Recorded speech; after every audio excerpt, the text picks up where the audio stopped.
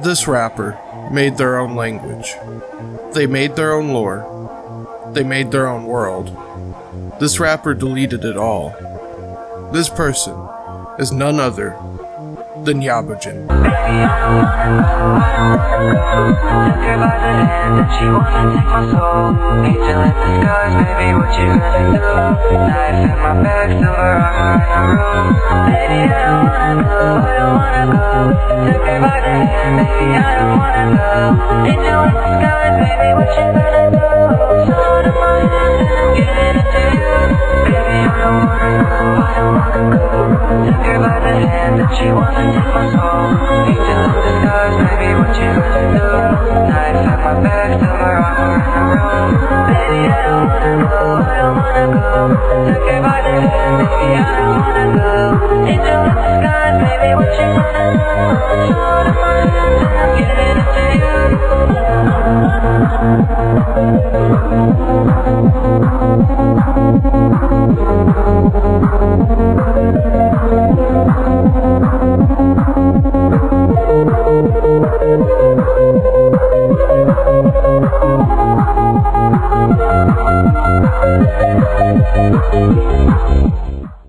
We've talked about several musical acts on this channel. We've entered the Arizona with Vane FM, crossed the Rainbow Bridge with Cemetery, and explored the abandoned house of Kate Moss. Yabujin is different from the previous musical acts because of two reasons. One, Yabujin is not simply a musical artist. They have made several videos and images with a distinct aesthetic and editing style that help create his own persona. Their presence and engagement online is unique as well. Imagine if you took the standoffishness of Lil Ugly Mane and the crypticness of James Ferraro, but kept the multiple aliases and side projects. They even made their own video series called Azeroy, which I'm going to be talking about, don't you worry. 2. Yabujin deleted his Instagram, all but 2 tracks from his SoundCloud, and all but 1 video from his YouTube channel. It's tricky to talk about someone who kinda doesn't want to be talked about. However, I understand Yabujin, or whatever their real name is, has a right to their art and where and how they want to distribute it. Yabujin doesn't owe anyone anything, but still, the impact Yabujin left on the underground music scene should not go unrecognized. I'm going to specifically dive into Yabujin's artistic output from 2018 to 2022. Earlier aliases like Lamanaga or Nomad will not be talked about in depth in this video,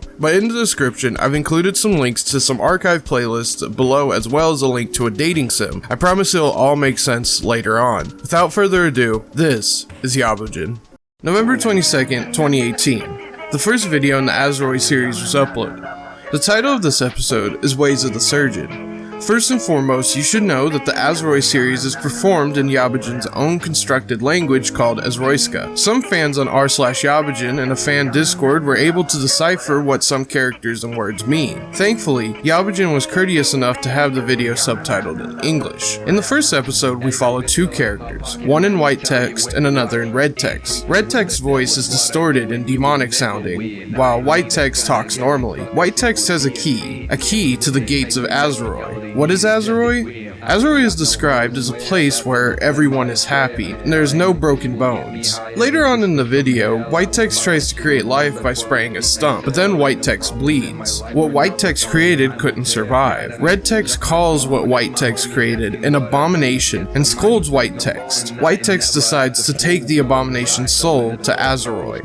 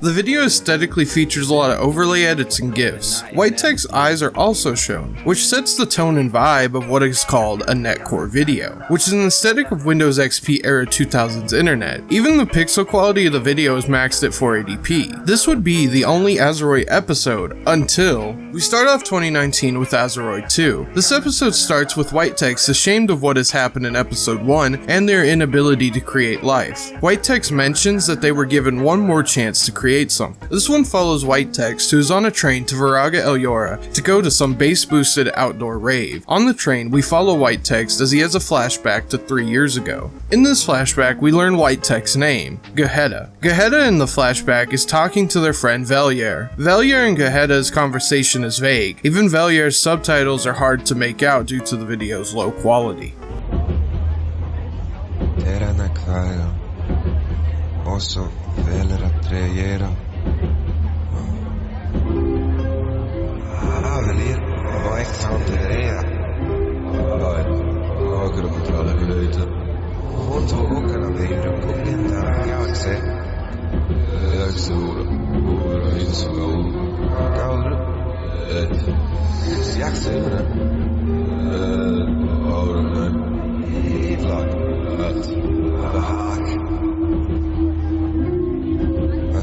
Innocence.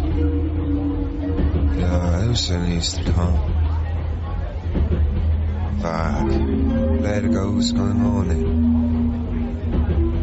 here? Constitutive layer 2.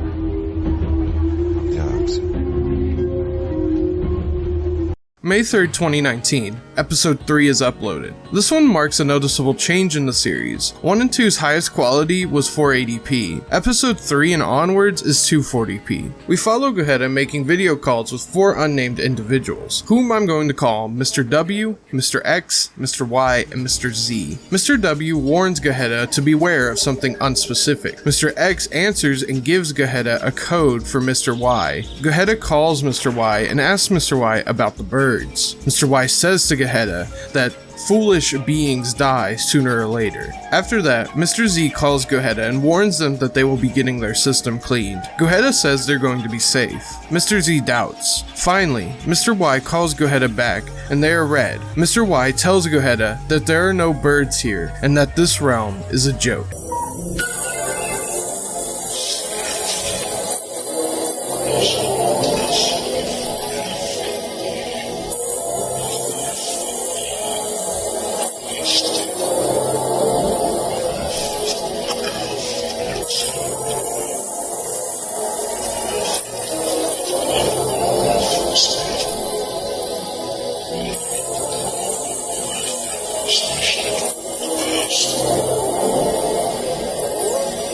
I think what happens at the end of the video is Geheda gets brainwashed. This is because of 2 videos, one on Yabujin's YouTube channel, and one formerly unlisted video that led to a SoundCloud account. The first video is a 1 minute and 21 second video titled in both Lithuanian and Thai. Why? Because of the 2 videos. The Lithuanian stands for shampoo, and the Thai stands for a friend named. The name Telophaze85 is shown. Telophaze stands for Thai 85. This video features several edits of people and GIFs washing their hair. I feel this shampooing is what the clinic is known for, which is why in Azeroth, Mr. Z warns Geheda that their system will be cleaned. This leads to the SoundCloud Leganis 85, which translates to Patient 85 in Lithuanian. I think Patient 85 is Thai 85 or a brainwashed Geheda. The photos on the SoundCloud are photos of a real Thai citizen named Pha Chak Chai Konkao, a young person with severe eye cancer. The description is possibly taken from a Thai article. I think the photos of Konkao are more of a red herring or a way to keep the SoundCloud hidden.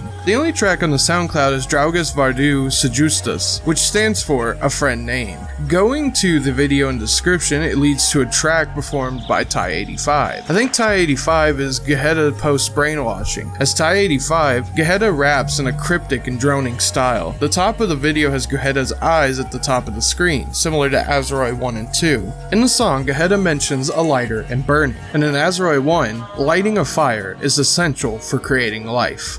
November 15th, 2019. Before I talk about Azeroth 4, I want to talk about Azeroth 0, which came out far after Azeroth 4. Azeroth 0. Yabujin the One-Eyed End explains a little bit about the number meanings behind Yabujin. 1616 is an evil number associated with chaos. 8888 is a good number associated with magic. 1688 is either both extremes of evil and good associated with chaos magic. I don't think these numbers are dates because, well, we haven't passed the year 8888. But if you add up the numbers, 1616 you get 14, 8888 you get 32, and if you add up 1688, you get 23. 23 is the number of chromosomes in the human body. Keep this in mind as we look at Azeroth 4. Azeroth 4 is titled Birth. It features in the video a head being cut open. Perhaps this is Gaheta during his cleaning/shampooing. Since this is only a minute, I'm going to play it. Also warning for a slight jump scare.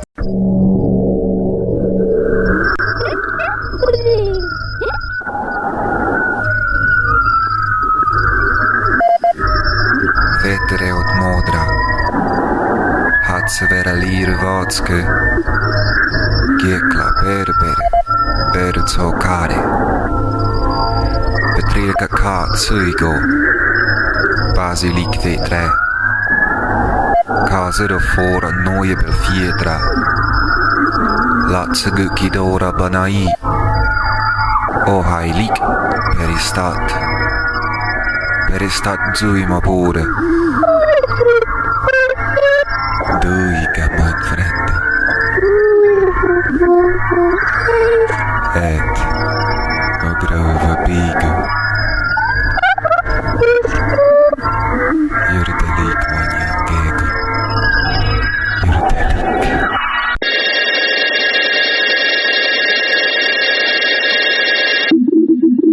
Well, it looks like Gaheta has finally created life. Whomever or whatever the purple text is the life they created. In the video, we see 1616. Remember, this is an evil number. It looks like Gaheta created something that's not good and will grow and become something big. Between Azeroth 4 and 5, Yabujin dropped a mixtape and EP. Some of the people Yabujin followed on his SoundCloud were Sewer Slut, Black Cray, High C, Dollywood 1, and Majin Bloody. Perhaps some of these people were influences on Yabujin's sound, with the bit crushed or high-pitched vocals and synths reminiscent of PS1 JRPGs.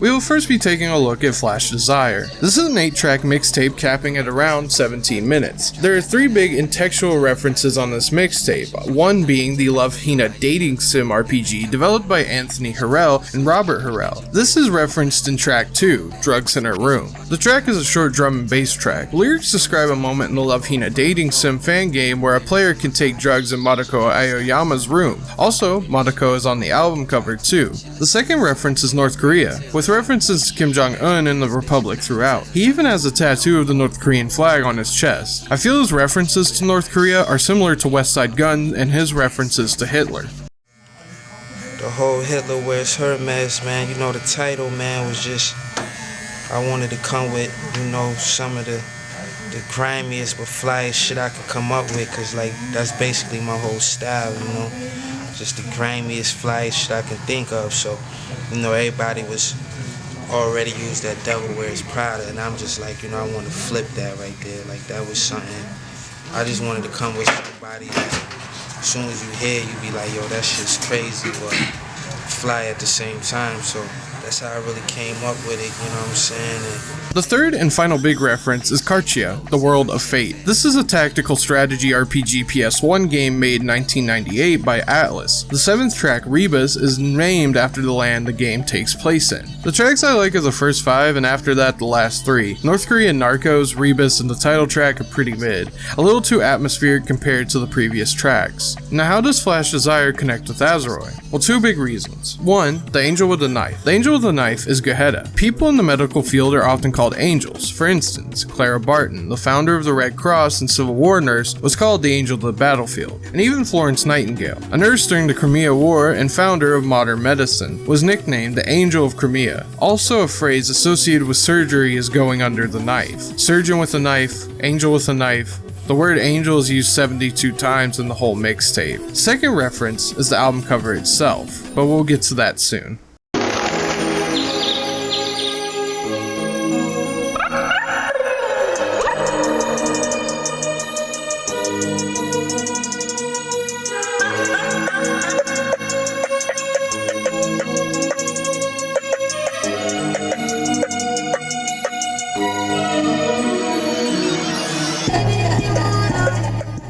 Next is the Baroque EP. The title of this EP comes from a Sega Saturn game from 1999. The best I could describe the game as is a roguelike where the aesthetic is like Digital Devil Saga to the power of Garage: A Bad Dream Adventure plus Oddworld. The footage right now is the trailer for the PS1/Wii remakes. In the game, Baroque's a manifestation of people's madness and obsessions. The EP caps out at around 7 minutes. The title track and its accompanying music video are straight up gorgeous. The video is a mashup of netcore aesthetics with fading PS1 FMVs, juxtaposed with religious imagery of the Virgin Mary, crosses, and angels. The song contains a sample flip of a track from Shinkai Densetsu Mermanoid, an obscure Japan-only Sega Saturn game based on an anime of the same name, with lyrics like, "Baby if you wanna, you can live forever. I ain't here to say, yeah, angel with no feathers." It just gives a very distinct feeling and vibe of both ethereal and human, vapid and profound, if that makes sense. With the third track, Fetus, it sounds like it's being played in a womb. There's sounds of babies' cries, and you can make out some words and lyrics from Yabujin in the song. Overall, the EP is more cohesive than Flash Desire in my opinion.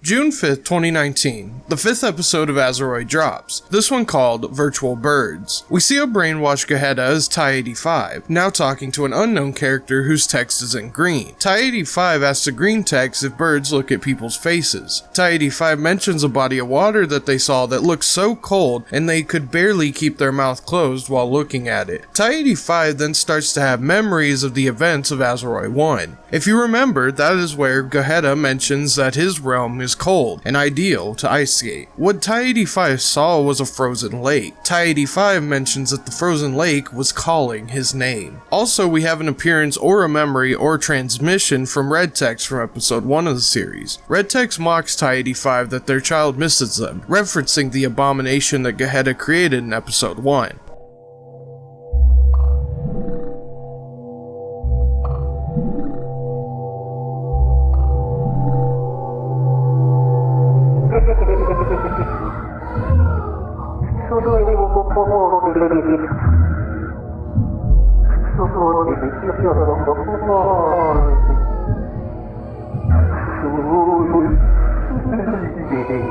We then see a 3D ultrasound of a baby transposed over a surgical extraction, referencing the fact that Gaheta failed to create life. Ty85 mentions that they are having memories they do not understand, and don't know where they're coming from. We end the video with a slight jump scare, which is probably the scariest the series gets, with this uncomfortable image of someone slumped over in a chair, and a transposed person coming in. I think at the end of Azeroid 5, we got Gaheta back.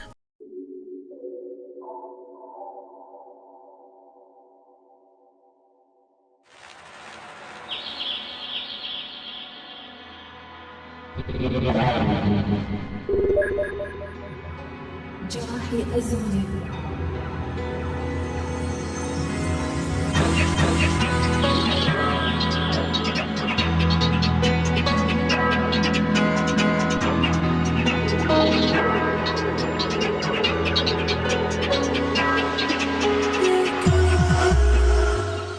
Swords is the final EP by Yabujin released on November 15, 2020 and is so far the last full Yabujin release since his departure from the internet. The EP is over 10 minutes and features 4 songs: Morph, Dear Gatekeeper, In Fantasy I Trust, and Tower of Our Serenity. Guts makes sense thematically to reference here for both the EP and tying it back to the Azuroi series. To sum this up, I would like to point to a mini essay about Guts written by Samusu Hirasawa for the Sword of Berserk Guts' Rage Dreamcast game booklet, translated by the owner of Hirapedia, a Twitter and wiki dedicated to the work and life of Hirasawa. Within Guts, good and evil and light and dark exist in a disorganized and undifferentiated manner. At the same time, Guts lives in deviation, which is the opposite of undifferentiated. This paradox makes it harder to see who Guts truly is. For humans who have deviated, there is a hidden unhappiness due to differentiating from the right path. However, if someone who does not fit into the specific ruler is called a deviation, who decides that those who are not deviations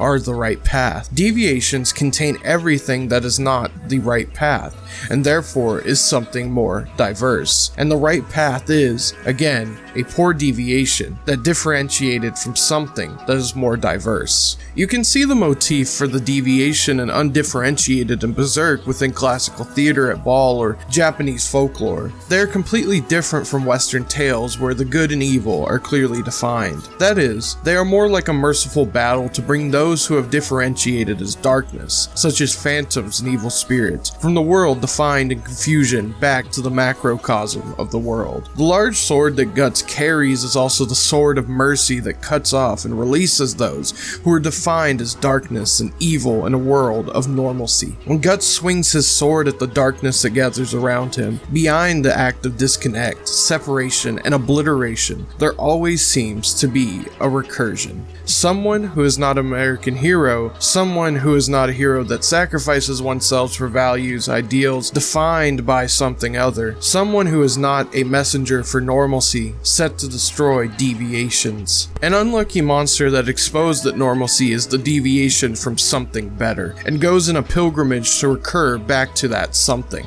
That is Guts. The reference to Guts and more samples on this 10-minute EP can be tied back to what we have experienced so far in the Azuroi series. For example, the track In Fantasy We Trust samples Balam Garden from Final Fantasy VIII. If you played Final Fantasy VIII, you know characters remembering who they really are is a big point in the game, so it makes sense for Guheta to remember who he really is, to deviate from the normalcy and brainwashing. Much like Guts, Guheta is not an American hero either, and as we've seen so far in the series, Guheta is not a cut and dry hero much like the typical Western heroes that we see in the media. Still, Guheta's differentiation from the normalcy of the world by way of creating life and going through the various trials brought on by the world, its beings, and himself is the metaphorical pilgrimage that he has endured for something better.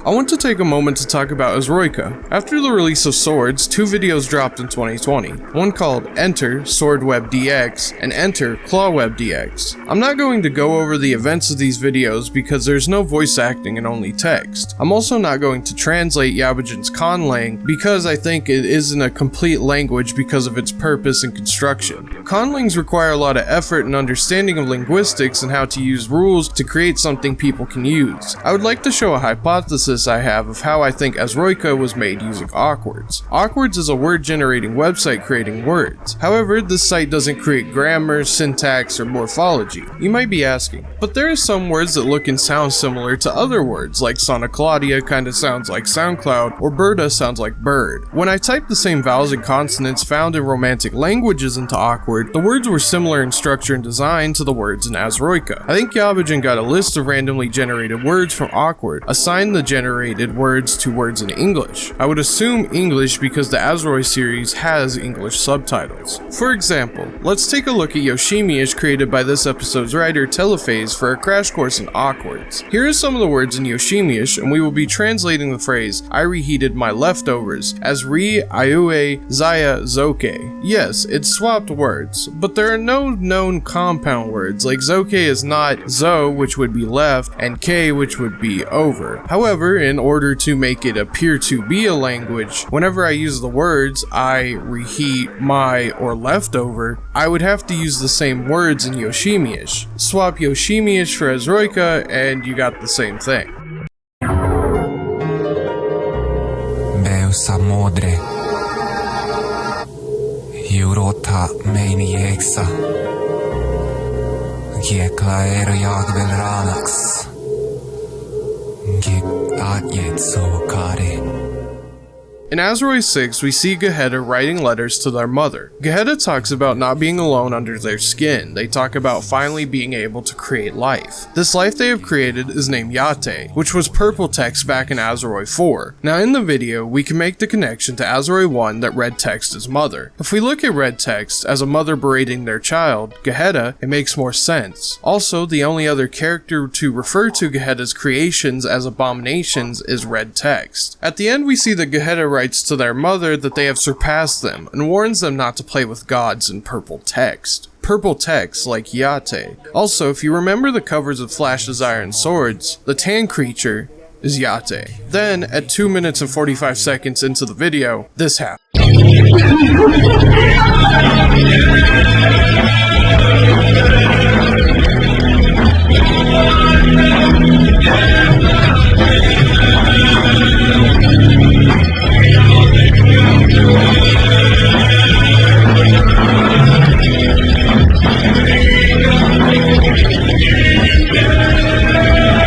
So during this clip, a slowed down version of Cocktail by Russian metalcore band Stigmata is played. This, I have no idea. Remember when I said that Azroika can't be translated unless you're Yabujin? Well, why would someone make a language that is only for them?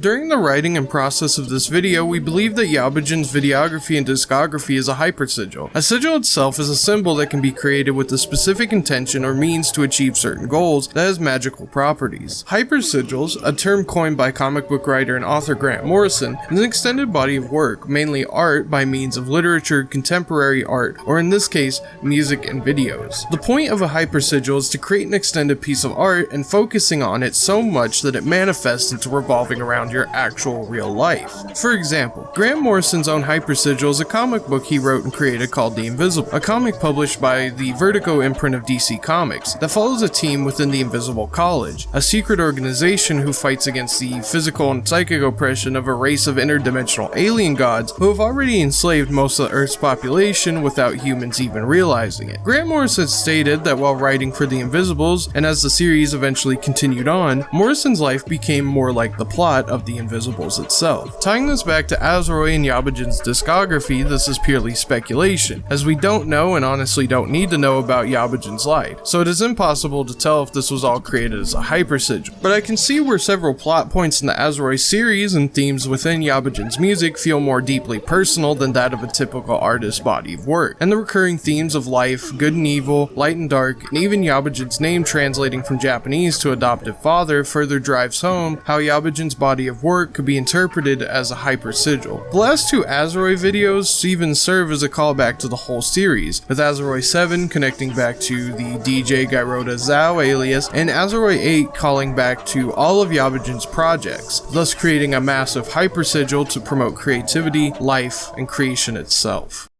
Ever since I heard Yabujin's music for the first time, I've been deeply fascinated by everything about the project. The visuals, the soundscapes, the experimentation, and the unapologetic creativity of it all. However, while we were writing and researching for this video, I was not expecting the rabbit hole we would be led down creating this video. Yabujin is an artist truly unlike any other. Never in my time listening to music as a hobby would I ever think to find a project so deeply intriguing, with layers upon layers of depth and creativity spanning multiple websites, SoundCloud pages, and even forms of media. Yabujin makes art that I feel most have overlooked for what, on the surface, seems like a niche callback to early 2000s meme and internet culture, quickly unraveled into a story of failure, creation, life, good, evil, and creativity. I don't know if Yabujin will ever return, or will return under a different project name. However, the body of work that we are left with, while fractured and hard to piece together, is remarkably profound in a way no other artist could do. That being said, I hope you all enjoyed this video that we have brought you tonight. I would like to thank my good friend Telophaze for writing the script and doing the research for this very video, as well as providing a couple of tracks you have heard here tonight. If you would like to support us, there will be links below where you can follow and support us on social media. This has been Yoshimi, and I'll see you all in Azeroi.